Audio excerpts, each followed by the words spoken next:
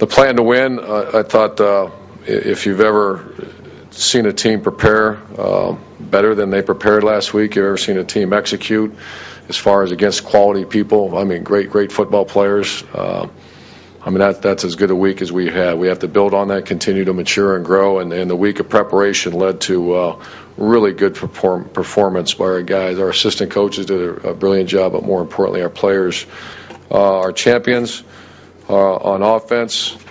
The left-hander did pretty good. Tim Tebow, graded champion. Phil Troutwine, Marquise Pouncey, Mike Pouncey, Jason Watkins. Offensive line is playing very well. 4 of the 5 graded champions. You can run any style of offense you want if you're blocking them. Lewis Murphy graded out a champion. Riley Cooper played very well. Aaron Hernandez. Those are the champions, along with Jeff Demps and Emmanuel Moody came in and ran real hard. The player of the game was Percy Harvin, graded out very high and very explosive in blocking and very explosive on touching the ball. On defense, Ahmad Black was a champion. Joe Hayden, Major Wright, Will Hill. Brandon Spikes, Jermaine Cunningham, Carlos Dunlap, Justin Tredow, Dustin Doe, and the defensive player of the game was Teron Sanders. The interceptions, last year we played so much bump and run coverage that you had your back to the quarterback so much. We're playing some off man, we're playing some more zone, and guys are able to rack to the ball a little bit. So, and also the maturity level of our safeties. Major Wright and Ahmad Black are creating a lot of turnovers, and Dustin Doe is a little more mature. But I think a lot of the turnovers are because we are playing off a little bit instead of always that bump and run. There's not a guy in the secondary right now that is defiant, that doesn't want to spend the extra time. Today's their day off, and I understand the secondary's coming and doing some film work together at 3 o'clock on their own.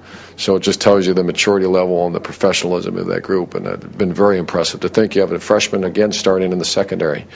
That shouldn't happen. Last year we had 2, and this year you have another one, Janoris. That tells you recruited pretty well, and there's some good players back there. I considered Teron Sanders a recruiting mistake for the first year and a half of his time here at Florida.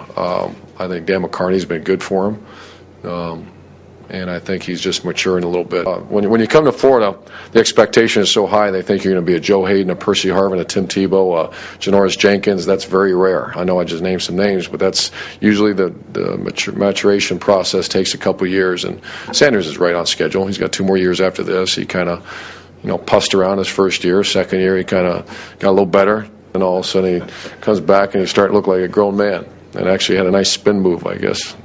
Ahmad Black was a guy that was in the recruiting mistake column a year ago. We really felt like we had a little problem here.